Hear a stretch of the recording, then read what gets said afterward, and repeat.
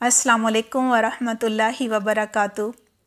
نحمدہ و نصلی علی رسولہ الکریم، اما بعد، اعوذ باللہ من الشیطان الرجیم، بسم اللہ الرحمن الرحیم۔ رب اشرح لی صدری ویسر لی امری واحلل عقدۃ من لسانی یفقہوا قولی، رب زدنی علما، اللہم فقہنا فی الدین، آمین۔ کیا حال ہیں آپ سب کے؟ امید کرتی ہوں بالکل خیریت سے ہوں گے۔ سب سے پہلے اہلاً و سہلاً مرحبا، آپ سب کو خوش آمدید کہتی ہوں۔ اللہ سبحانہ تعالیٰ آپ سب کا نا قبول فرمائے، آپ سب کو بہترین جزائے خیر عطا فرمائے اور آپ کو صحت اور عافیت عطا فرمائے، اپنی حفظ و امان میں رکھے، ہر شر، ہر بیماری اور فتنے سے محفوظ رکھے، آمین۔ اللہ سبحانہ تعالیٰ ہمیں دین کی بہترین سمجھ بوجھ عطا فرمائے، یہ دعا بھی بہت کرنی چاہیے۔ کیوں؟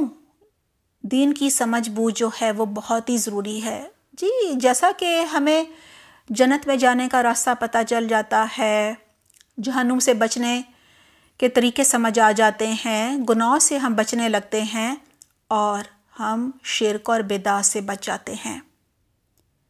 کیونکہ دین کا علم نہ ہونے کی وجہ سے یا دین کا غلط علم ہونے کی وجہ سے انسان شرک، بدعت، گمراہیوں اور تہمات میں پڑ جاتا ہے۔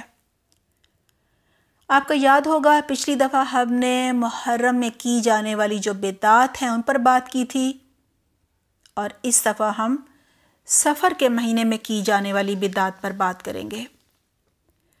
ہمارے معاشرے میں ایک طرف تو سفر کے مہینے کے ساتھ بہت سی تہمات، غلط فہمیاں اور بدشگونیاں وابستہ کر لی گئی ہیں، اور دوسری طرف ان بدشگونیوں اور غلط فہمیوں سے نکلنے کے لیے لوگوں نے خود ساختہ حل بھی تلاش کر لیے ہیں، وہ بھی سراسر بدعات پر مشتمل ہوتے ہیں۔ جیسا کہ آپ جانتے ہیں، سفر کا جو مہینہ ہے وہ اسلامی سال کا دوسرا مہینہ ہے۔ محرم کے بعد آنے والے اس مہینے کو سفر المظفر بھی کہا جاتا ہے۔ یہ بھی جانیں گے کہ یہ نام کیوں دیا گیا۔ پہلے سفر کو سمجھ لیتے ہیں۔ سفر کے معنی ہوتے ہیں خالی، اسی سے اردو کا لفظ صفر ایجاد ہوا ہے۔ صفر، زیرو، اس کی تو کوئی ویلیو نہیں ہوتی نا۔ آئیے جانتے ہیں مشرکین عرب نے حرمت والے 3 مہینوں یعنی ذی القعدہ، ذی الحجہ اور محرم کے بعد آنے والے مہینے کا نام سفر کیوں رکھا، جس کے معنی بھی خالی ہیں؟ یہ خالی کا لفظ کیوں استعمال ہوا؟ جی، پہلی وجہ یہ تھی کہ حرمت والے مہینوں میں جیسا کہ آپ جانتے ہیں کہ جنگ و جدل، ڈاکہ زنی اور راہ زنی یعنی مسافروں کو راستے میں لوٹنا، یہ سب منع تھا نا۔ اور مشرکین مکہ کا گزر بسر بھی اسی پہ ہوتا تھا کہ ڈاکے ڈالیے، راہ زنی کر لی، لوٹ مار کر لی، قتل و غارت کر کے چھین لیا مال شال۔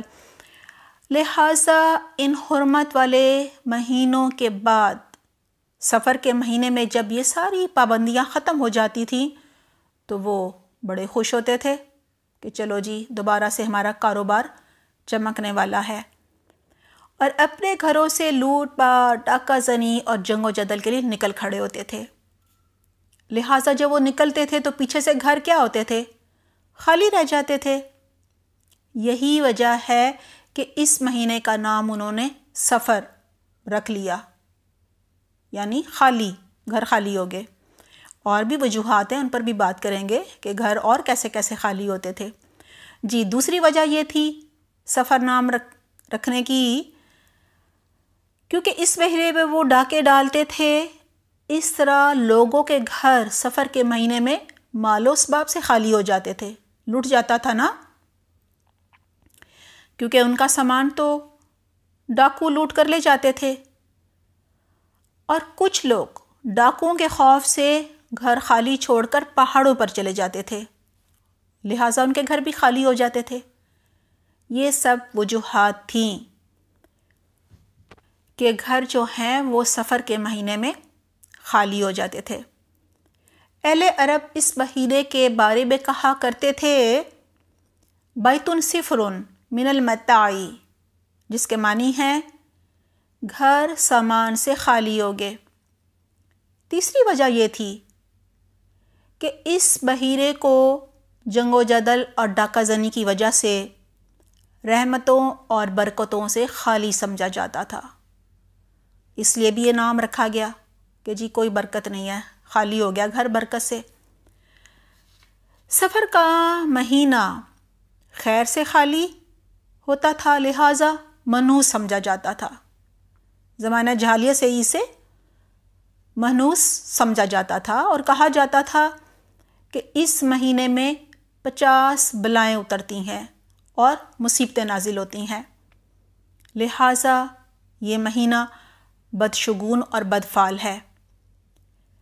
جیسا کہ پہلے بات ہوئی، اہل عرب سفر میں گھر خالی چھوڑ دیتے تھے اور کہتے تھے سفر المکان، یعنی سفر آیا اور مکان خالی ہو گیا۔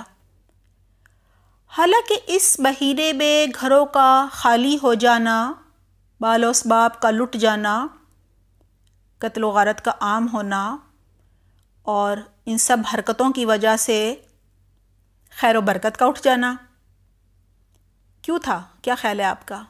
جی بالکل صحیح، یہ ان کے کالے کرتوتوں کی وجہ سے تھا، یعنی ان کے اعمال کی وجہ سے تھا۔ اس کا کیا حل ہو سکتا ہے؟ جی اس کا حل صرف یہی ہو سکتا ہے کہ وہ اپنی اصلاح کرتے، جنگ و جدل اور قتل و غارت سے باز آ جاتے۔ لیکن اہل عرب نے بہت سے خود ساختہ جو ہے حل تلاش کر لیے تھے۔ پہلے اس مہینے کے بارے میں انہوں نے بہت سی تہمات، بدعات اور بدگمانیاں گھڑ لی تھیں، یہ ان کا پہلا کام تھا، اور پھر ان سے بچنے کے لیے بہت سی مزید بدعات اور خود ساختہ طریقے جو ہیں وہ ایجاد کر لیے تھے۔ اس طرح یہ سلسلہ چلتا رہا اور بدقسمتی سے ہمارے معاشرے کی اکثریت سفر کے مہینے کے بارے میں بہت سی غلط فہمیوں کا شکار ہے، یعنی اس مہینے کے بارے میں بہت سی تہمات اور بدشگونیاں جو ہیں وہ وابستہ کر لی گئی ہیں، اور ان سے بچنے کے لیے یعنی بطور علاج بہت سی بدعات بھی ایجاد کر لی گئی ہیں۔ آج ہم ان پر باری باری بات کریں گے انشاءاللہ۔ آئیے سب سے پہلے یہ جانتے ہیں ہمارا وہ طبقہ جو قرآن و حدیث کا علم نہیں رکھتا، محرم میں تو وہ خوب غم مناتا ہے، پھر سفر آنے پر خوب بدعت کرتا ہے، یعنی اس مہینے سے منسلک تہمات اور بدشگونیوں سے ڈرتے ہوئے اس مہینے کی نحوست سے بچنے کے لیے طرح طرح کی بدعت کرنے میں مشغول ہو جاتا ہے۔ آئیے پہلے سفر کے مہینے میں کی جانے والی بدعت اور اس مہینے سے منسلک بدشگونیوں اور تہمات پر ایک نظر ڈال لیتے ہیں۔ سفر کے مہینے کو منحوس سمجھا جاتا ہے۔ اس مہینے کو رحمتوں اور برکتوں سے خالی سمجھا جاتا ہے۔ کہا جاتا ہے سفر کے مہینے میں بلائیں، مصیبتیں اور آفتیں اترتی ہیں، تنگ دستی اور ناکامی کا مہینہ سمجھا جاتا ہے۔ سفر کا مہینہ بدشگونی اور بدفعالی کا مہینہ خیال کیا جاتا ہے، لہٰذا اس مہینے میں شادیاں نہیں کی جاتی، بچوں کا عقیقہ نہیں کیا جاتا، خوشی کی جو بھی تقریبات ہوتی ہیں وہ نہیں منائی جاتی۔ سفر کے پہلے 13 دنوں کو اور 13ویں دن کو بہت ہی منحوس سمجھا جاتا ہے۔ تیز خیال کیا جاتا ہے۔ یہی وجہ ہے کہ انہیں 13 تیزی کہا جاتا ہے۔ ان دنوں کی نحوست دور کرنے کے لیے بہت ساری بدعات کی جاتی ہیں۔ مثلاً چنے ابال کر تقسیم کیے جاتے ہیں، آٹے کی 365 گولیاں بنا کر تالابوں اور جوہڑوں میں ڈالی جاتی ہیں تاکہ نحوست اور بلائیں جو ہیں وہ ٹل جائیں، رزق میں فراغی ہو جائے۔ 311 بار یا اس سے بھی زیادہ بار سورہ مزمل پڑھی جاتی ہے۔ ان 13 دنوں کو مردوں پر بہت بھاری سمجھا جاتا ہے، کوئی بڑا کام نہیں کیا جاتا۔ مثلاً کسی فیکٹری کا آغاز کرنا ہے، افتتاح کرنا ہے کسی دکان کا یا کسی بھی کاروبار کا، تو وہ نہیں کیا جاتا۔ رجب کے کنڈوں کی طرح سفر کے آخری بدھ کو کنڈوں کا تہوار بھی منایا جاتا ہے، اور کہا جاتا ہے سفر کے آخری بدھ کو رسول اللہ صلی اللہ علیہ وسلم صحت یاب ہوئے تھے اور سیر و تفریح کے لیے باہر نکلے تھے۔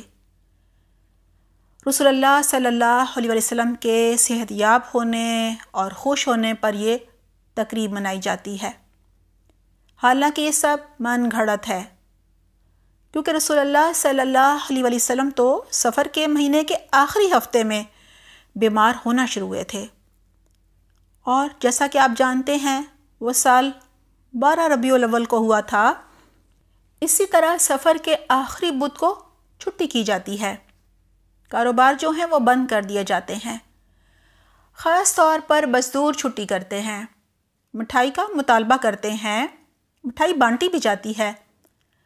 اس دن ہاتھ سے کام کرنے والوں کو چھٹی دینا جو ہے وہ باعث اجر، باعث ثواب سمجھا جاتا ہے۔ یہ حد ہو گئی نا۔ سفر کے آخری بدھ کو چوری بنائی جاتی ہے، اور کہا جاتا ہے رسول اللہ صلی اللہ علیہ وسلم نے بدھ کے دن صحت یاب ہو کر چوری کھائی تھی۔ آپ خود سوچئے، بیماری سے اٹھ کر کون چوری کھاتا ہے؟ انسان تو بہت ہی ہر چیز کمزور ہوئی ہوئی ہوتی ہے، معدہ بھی اتنا مرغن پکوان تو نہیں انسان برداشت کر سکتا بیماری سے اٹھ کے۔ یہ بھی من گھڑت ہے۔ خواتین جو ہیں وہ اس دن اچھے کپڑے پہنتی ہیں اور لوگ اس دن تفریح کے لیے نکلتے ہیں۔ اس طرح سفر کے مہینے کی آخری بدھ جو ہے، بلکہ بدھ کی رات کو مغرب اور عشاء کے درمیان بعض لوگ مسجدوں میں جمع ہو جاتے ہیں۔ مسجد میں جمع ہو کر ایک کاتب سے یعنی لکھنے والے سے کاغذ پر انبیاء کرام پر سلام والی 7 آیات لکھواتے ہیں۔ مثلاً سلام علی نوح فی العالمین۔ پھر یہ لوگ اس کاغذ کو پانی کے برتن میں گھول کر پانی پی لیتے ہیں اور کاغذ کو تبرک کے طور پر سنبھال لیتے ہیں اپنے گھروں میں جا کر، اور اس سے اچھا شگون لیتے ہیں۔ اس سے بڑی جہالت کیا ہوگی؟ کہتے ہیں کہ یہ کرنے سے اب بہت اچھا سب ہوگا، ہرا ہرا ہوگا، خوشگوار ہوگا۔ یہ بدعت اور شرک ہے۔ اس کی کوئی دلیل نہ قرآن میں ملتی ہے اور نہ ہی حدیث میں، نہ ہی صحابہ کرام سے، نہ ہی تابعین اور تبع تابعین سے۔ اسی طرح کچھ لوگ جو ہیں وہ اس آخری بدھ کے روز مریض کی عیادت کو منوط سمجھتے ہیں اور ایسا کرنے کو فعل بد سمجھتے ہیں، یعنی یہ ان کا غلط عقیدہ ہے۔ یہ ایک من گھڑت حدیث کو دلیل بناتے ہوئے ایسا کرتے ہیں۔ وہ حدیث یہ ہے، یوم الاربعاء یوم نحس مستمر۔ ترجمہ ہے، بدھ کا دن باقی اور برقرار رہنے والا منحوس دن ہے۔ امام سغانی اور ابن الجوزی اسے من گھڑت کہتے ہیں۔ کچھ لوگ کہتے ہیں جس نے بدھ کے دن کسی مریض کی عیادت کر لی تو جمعرات کو وہ اس کی زیارت کرے گا، یعنی وہ مریض مر جائے گا اور یہ قبرستان میں جا کے اس کی زیارت کرے گا۔ ان سب بدعات اور خرافات کو سن کر ہمیں یہی دعا کرنی چاہیے، اللہم انا نعوذ بک ان نکون من الجاہلین۔ اے اللہ، ہم تیری پناہ چاہتے ہیں کہ ہم جاہلوں میں سے بن جائیں۔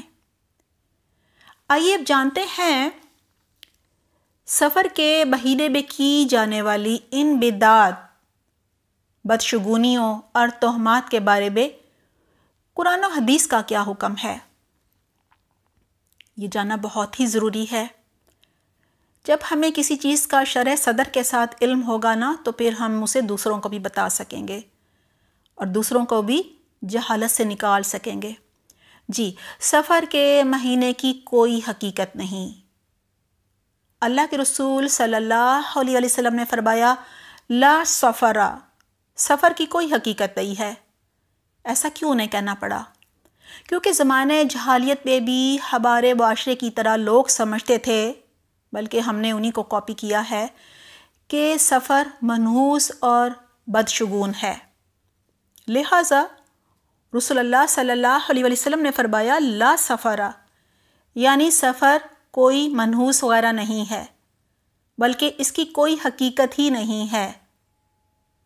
آپ صلی اللہ علیہ وسلم نے مشرکین مکہ کے اس عقیدے کی رد کی، جس میں وہ سمجھتے تھے کہ سفر میں بلائیں، آفتیں اور مصیبتیں اترتی ہیں اور یہ منحوس ہے، بدفعل ہے۔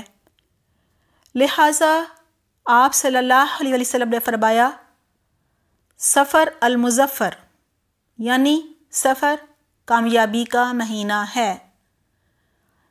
سفر المظفر، یہاں جو ظفر ہے نا، وہ کامیاب کو کہتے ہیں۔ آپ صلی اللہ علیہ وسلم کے اس فرمان کے بعد کہ یہ کامیابی کا مہینہ ہے، قیامت تک کسی کو جرأت نہیں ہونی چاہیے کہ اسے منحوس یا ناکامی کا مہینہ کہے۔ اگر آج کے معاشرے میں کوئی اس مہینے کو منحوس سمجھتا ہے تو وہ کیا کر رہا ہوتا ہے؟ جی، وہ مشرکین مکہ کے عقیدے پر ہے، اسے توبہ کرنی چاہیے۔ عام دنوں کی طرح سفر میں صدقہ و خیرات کیا جا سکتا ہے، لیکن ایسا صدقہ نہیں کیا جا سکتا جو سفر کے مہینے میں ایک خاص عقیدہ رکھتے ہوئے چنے ابال کر تقسیم کرتے ہیں کہ جی بڑا صدقہ کر رہے ہیں، یا مچھلیوں کو 365 آٹے کی گولیاں ڈال دیتے ہیں کہ سال میں 365 دن ہوتے ہیں تو اتنی ہی گولیاں ڈال دی، ہر دن ہمارا جو ہے اب نحوست سے نکل آئے گا۔ اور یہ بھی کہا جاتا ہے کہ یہ مردوں پر بھاری ہے، ایسا کرنے سے ہلکا ہو جائے گا، اور اس مہینے میں بلائیں اور مصیبتیں نہیں نازل ہوں گی، ٹل جائیں گی یہ سب صدقہ کرنے سے۔ یہ من گھڑت ہے، بدعت ہے، اور جیسا کہ آپ جانتے ہیں ہر بدعت گمراہی ہوتی ہے اور ہر گمراہی آگ میں لے کر جاتی ہے۔ لہٰذا ایمان بچانے کے لیے اس سے بچنا بہت ہی ضروری ہے۔ پھر اس مہینے میں تقریبات اور شادیوں کو نہ کرنے کا بھی غلط عقیدہ ہے۔ اس کی رد کرنے کے لیے سفر میں، یعنی سفر کے مہینے میں شادی کرنا کامیابی کا باعث ہوگا۔ جی یہ کیسے میں نے بتایا کہ شادی کامیاب ہو جائے گی؟ کیونکہ رسول اللہ صلی اللہ علیہ وسلم فرما رہے ہیں نا سفر المظفر، سفر کامیابی کا مہینہ ہے، اور رسول اللہ صلی اللہ علیہ وسلم سے زیادہ سچی بات کس کی ہو سکتی ہے؟ لہٰذا جو سفر کے مہینے سے برا شگون لے گا وہ شرک کرے گا، جیسا کہ مسند احمد میں ہے من ردت ہو تیارت من حاجت فقد اشرک۔ ترجمہ ہے جو کسی چیز سے بدشگونی پکڑ کر اپنے مقصد سے لوٹ آیا تو اس نے شرک کیا۔ اس حدیث کو آئیے ایک مثال سے سمجھتے ہیں۔ فرض کریں ایک شخص گھر سے نکلا، راستے میں کالی بلی دیکھ کر برا شگون لیتے ہوئے منزل پر جانے کی بجائے واپس گھر پلٹ آیا تو اس نے شرک کیا، یعنی بدفعلی، بدشگونی، نحوست اور تہمات کا شکار ہو گیا۔ اور یہ سب کرنا کیا ہے؟ کفر ہے نا، یعنی کفر اور شرک ہے۔ لہٰذا ان سے بچنا ایمان بچانے کے لیے بے حد ضروری ہے۔ کوئی مہینہ، کوئی وقت اور کوئی گھڑی منحوس نہیں ہوتی۔ بلکہ نحوست کے بارے میں سورہ بنی اسرائیل میں ہے وَكُلَّ إِنسَانٍ أَلْزَمْنَاهُ طَائِرَهُ فِي عُنُقِهِ، ترجمہ ہے اور ہر انسان کا شگون ہم نے اس کے گلے میں لٹکا رکھا ہے۔ اس آیت سے واضح ہو جاتا ہے کہ انسان کی جو نحوست ہے نا، اس کا تعلق اس کے اپنے اعمال سے ہے۔ حالانکہ انسان کیا سمجھتا ہے کہ جی یہ نحوست کہیں باہر سے آ گئی ہے۔ کہتے ہیں نا صبح صبح تمہاری شکل کیا دیکھ لی، سارا دن ہمارا خراب ہو گیا، یعنی منحوس شکل دیکھ لی، نعوذ باللہ۔ اسلام میں کوئی دن، کوئی مہینہ، کوئی جگہ یا انسان منحوس نہیں ہوتا، بلکہ انسان کا اپنا عمل، اس کا رویہ، ایٹیچیوڈ، اخلاق اور طریقہ اس کے لیے آزمائش کا سبب بن جاتا ہے۔ وہ کہتے ہیں نا جیسی کرنی ویسی بھرنی۔ سورہ نساء میں بھی ہے ما اصابک من حسنۃ فمن اللہ وما اصابک من سیئۃ فمن نفسک۔ ترجمہ ہے تمہیں جو بھی بھلائی پہنچتی ہے، خیر پہنچتی ہے، وہ اللہ کی طرف سے ہوتی ہے، اور تمہیں جو بھی برائی پہنچتی ہے وہ تمہارے نفس کی طرف سے ہوتی ہے، یعنی تمہاری اپنی ہی کرنی ہوتی ہے، تمہارا اپنا ہی کوئی برا عمل ہوتا ہے جو اب سامنے آ رہا ہوتا ہے۔ دین اسلام مسلمان کو قطعاً اس بات کی اجازت نہیں دیتا کہ وہ زمانہ جہالیت کے طریقوں کو اپنائے۔ ایسا کرنے والا اللہ کی رحمت سے محروم ہو جاتا ہے۔ صحیح بخاری میں ہے عن ابن عباس رضی اللہ عنہ قال قال رسول اللہ صلی اللہ علیہ وسلم ابعد الناس الی اللہ ثلاثۃ ملحد فی الحرم ومبتغ فی الاسلام سنت الجاہلیہ ومطلب دم امرئ مسلم بغیر حق لیحریق دمہ، رواه البخاری۔ ترجمہ ہے سیدنا عبداللہ ابن عباس رضی اللہ عنہ سے روایت ہے کہ رسول اللہ صلی اللہ علیہ وسلم نے فرمایا، اللہ کے نزدیک 3 قسم کے لوگ بہت ہی بڑے ملعون یعنی لعنت زدہ، اللہ کی رحمت سے دور ہیں، جن پر اللہ کا غضب نازل ہوتا ہے۔ پہلا وہ شخص جو بیت اللہ یعنی حرم شریف میں ظلم، زیادتی، گناہ، بے دینی کا کام کرنے والا ہو۔ دوسرا وہ شخص جو اسلام لانے کے بعد جاہلیت کی باتوں پر عمل کرے، یعنی بدعت کرے، زمانہ جاہلیت والے کام کرے۔ تیسرا وہ شخص جو اپنے کسی مسلمان بھائی کا ناحق خون بہائے۔ اللہ سبحانہ تعالیٰ ان سب سے ہماری حفاظت فرمائے۔ ہمارے معاشرے میں آج کل کچھ اور چیزوں سے بھی شگون لیا جاتا ہے، کچھ چیزوں سے اچھا شگون لیا جاتا ہے، اس طرح کفر اور شرک کیا جاتا ہے، ان کا جاننا بھی بہت ہی ضروری ہے، تاکہ یہ نہ ہو نا کہ جانے انجانے میں ہم بھی اس کبیرہ گناہ کو کر لیں۔ جی، سب سے پہلے نظر بد سے اور ہر طرح کی شر سے بچنے کے لیے بازو پر کالا کپڑا باندھا جاتا ہے یا ہاتھ میں کالا دھاگا باندھا جاتا ہے۔ اسی طرح شفا یابی کے لیے، صحت یابی کے لیے مدد کا کڑا یا چھلا یا کوئی دھاگا، کوئی سپی، کوئی تعویذ پہنا جاتا ہے۔ اسی طرح نظر بد سے بچنے کے لیے گاڑی کے پیچھے کالا کپڑا باندھ دیا جاتا ہے، یا نئے گھر کے اوپر ایک ہنڈیا الٹی کر کے رکھ دی جاتی ہے۔ یہ سب شرک ہے۔ مسلمان کا عقیدہ جو ہے وہ مضبوط ہوتا ہے اور اسے یقین ہوتا ہے کہ خوشی اور غم، نفع و نقصان سب اللہ کے ہاتھ میں ہے۔ وہ یقین رکھتا ہے کہ کوئی تکلیف نہیں آ سکتی جب تک اللہ نہ چاہے۔ سورہ توبہ میں بھی ہے نا، قُل لَن يُصِيبَنَا إِلَّا مَا كَتَبَ اللَّهُ، الا ما کتب اللہ لنا ہوا مولانا وعلی اللہ فلیتوکل المؤمنون۔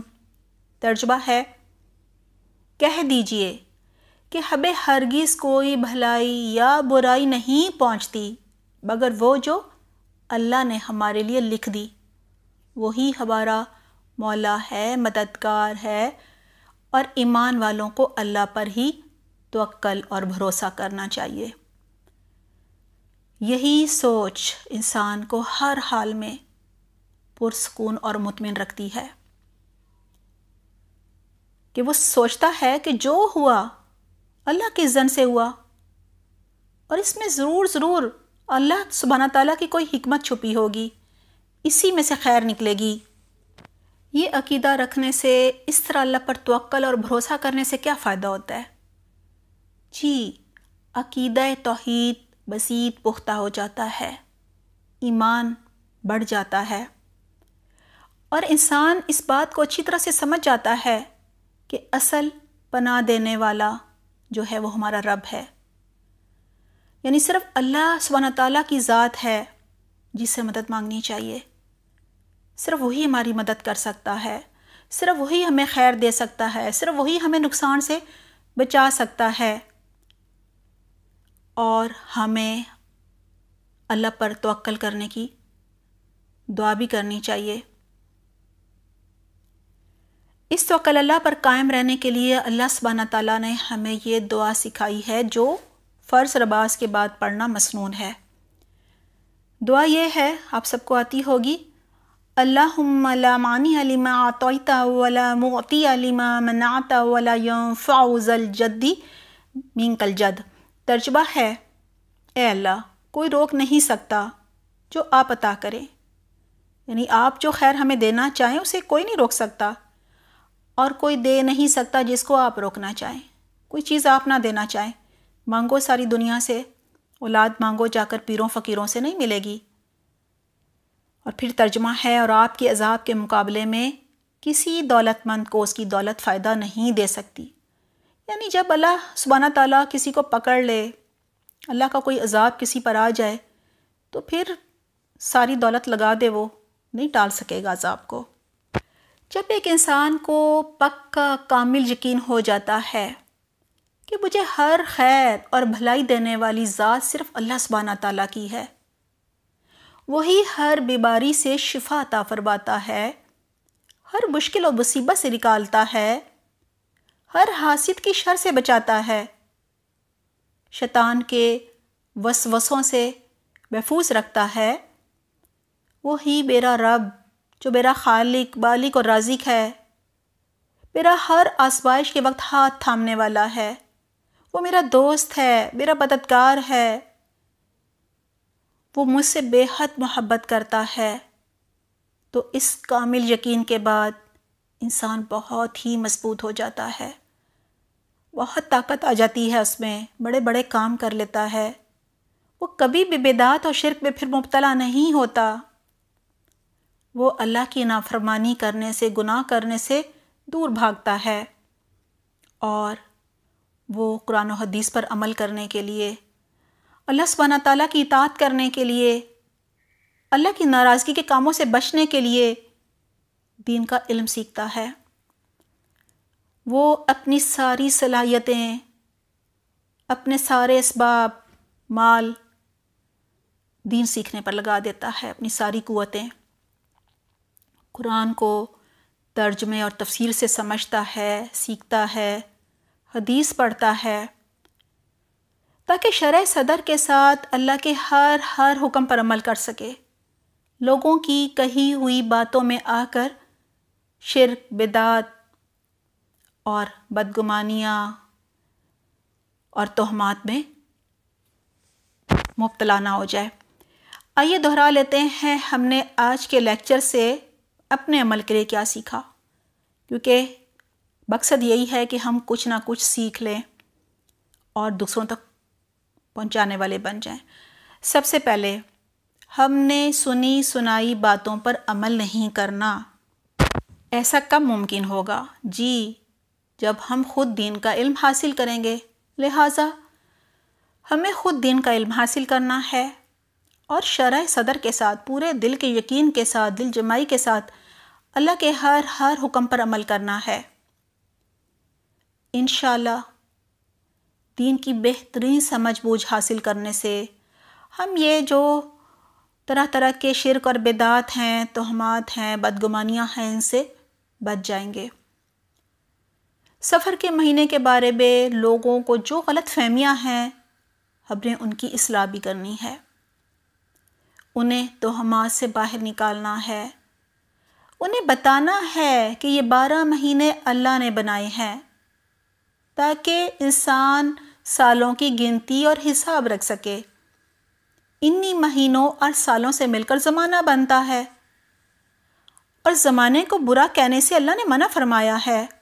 ایک حدیث قدسی ہے، یعنی اللہ سبحانہ تعالیٰ نے فرمایا رسول اللہ صلی اللہ علیہ وسلم سے، جی اللہ سبحانہ تعالیٰ فرماتے ہیں، یؤذینی ابن آدم یسب الدہر وانا الدہر بیدی الامر اقلب اللیل والنہار۔ ترجمہ ہے، ابن آدم زمانے کو گالی دے کر مجھے اذیت دیتا ہے، حالانکہ زمانہ میں ہوں، میرے ہاتھ میں ہر کام ہے، میں رات اور دن کو الٹ پلٹ کرتا ہوں۔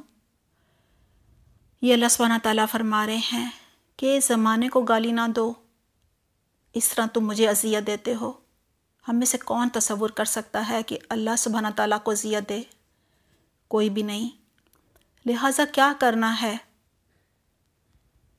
ہم نے یہ سب بدعات نہیں کرنی، کیونکہ اللہ سبحانہ تعالیٰ نے کسی مہینے کو منحوس نہیں بنایا، کسی گھڑی کو منحوس نہیں بنایا۔ انسان کی خوش قسمتی اور بد قسمتی اس کے اعمال کی وجہ سے ہوتی ہے۔ ہمیں زمانہ جاہلیت میں کی جانے والی بدعات اور خرافات سے ہر صورت بچنا ہے، بدعات سے بچنا ہے۔ ہمیں سفر کے مہینے میں شادی اور دیگر تقریبات رکھنی چاہیے، کیونکہ رسول اللہ صلی اللہ علیہ وسلم نے فرمایا ہے، سفر المظفر، سفر کامیابی کا مہینہ ہے۔ اسی طرح ہمیں کسی سے برا شگون نہیں لینا چاہیے، کیونکہ یہ بھی شرک ہوتا ہے نا، کہ جی تمہاری صبح صبح شکل دیکھ لی، منحوس کی، تو میرا تو آج کاروبار ہی نہیں چلا۔ کہتے ہیں ایک بادشاہ کو اپنا ایک خادم نہیں پسند تھا، صبح صبح اس کی شکل دیکھی تو کہا اس کو شام تک کوڑے مارتے رہو۔ شام کو کوڑے کھا کر وہ بادشاہ کے پاس آیا خادم، اور اس نے کہا کہ آپ نے صبح صبح مجھے دیکھا تھا، آپ کا دن کیسا آج گزرا؟ انہوں نے کہا بہت اچھا۔ تو انہوں نے کہا ٹھیک ہے، اس کا مطلب ہے میں منحوس نہیں ہوں، آپ منحوس ہیں، کیونکہ آپ کی شکل میں نے صبح صبح دیکھی اور سارا دن مجھے کوڑے کھانے پڑے۔ جی ہمیں اس لیے بھی کسی سے برا شگون نہیں لینا، کیونکہ ہر انسان کا شگون اللہ نے کہا ہے اس کے گلے میں لٹکا ہوتا ہے، یعنی جیسی کرنی ویسی بھرنی۔ نحوست کا تعلق انسان کے عمل سے ہوتا ہے، تو پھر کرنا کیا ہے؟ اپنے اعمال کی اصلاح کرنی ہے، اپنے رویوں کو بہتر بنانا ہے، اپنے اخلاق کو سنوارنا ہے۔ آپ صلی اللہ علیہ وسلم کی سیرت پڑھنی ہے تاکہ ان جیسا اخلاق اپنا سکیں۔ جب بھی ہمارے ساتھ کچھ برا ہو تو ہم نے سب سے پہلے انگلی دوسروں کی طرف نہیں اٹھانی، بلکہ خود کو دیکھنا ہے کہ مجھ سے کہاں کیا غلطی ہوئی، اور اپنی اصلاح کی فکر کرنی ہے انشاءاللہ۔ ہم نے بازو پر کالا کپڑا یا کوئی ڈوری دھاگا ہاتھ میں نہیں پہننا اور باندھنا، منت کا چھلا یا کڑا یا کوئی بھی تعویذ نہیں پہننا، اپنی گاڑی کے نیچے کالا کپڑا بھی نہیں لٹکانا، کیونکہ یہ سب شرک ہیں۔ اللہ سبحانہ تعالیٰ سے اپنا تعلق مضبوط کرنا ہے، فرائض کی ادائیگی کرنی ہے، ہر سنت پر عمل کرنا ہے، نوافل، ذکر، اذکار اور تلاوت قرآن کا اہتمام کرنا ہے، صدقہ و خیرات کرنا ہے۔ اللہ سبحانہ تعالیٰ سے محبت ہر چیز سے زیادہ کرنی ہے، وہ ہمارے عمل سے پتہ چلے گی۔ اگر ہم دنیا کے پیچھے بھاگ رہے ہیں تو ہمیں دنیا سے محبت ہے، اور اگر ہم دین سیکھ کر اللہ کی اطاعت کرنا چاہتے ہیں، اللہ سے محبت کرتے ہیں، اللہ کی ناراضگی سے ڈرتے ہیں، اللہ کو خوش کرنا چاہتے ہیں، ہر وقت یہ فکر ہے کہ میں اللہ کی نظر میں کیسا ہوں، تو اس کا مطلب ہے ہمیں آخرت کی فکر ہے، ہمیں اللہ سے باتیں کرنی ہے، صرف اللہ سے مدد مانگنی ہے، صرف اللہ پر بھروسہ کرنا ہے۔ جب بھی کوئی مشکل آئے، کوئی آزمائش آئے تو گڑ گڑا کر اللہ سے دعائیں مانگنی ہے۔ دعاؤں میں بہت طاقت ہوتی ہے۔ دعا ہے اللہ سبحانہ تعالیٰ ہمیں ان سب کی بہترین توفیق عطا فرمائے۔ سفر کا مہینہ ہم سب کے لیے بہت سی رحمتیں، برکتیں اور خوشیاں لے کر آئے، آمین۔ آپ سب کے لیے بہت سی دعائیں۔ اپنا خیال رکھیے گا، ہماری ساری ٹیم کو اپنی دعاؤں میں یاد رکھیے گا۔ سبحانک اللہم و بحمدک، نشہد ان لا الہ الا انت، نستغفرک و نتوب الیک۔ والسلام علیکم ورحمۃ اللہ وبرکاتہ۔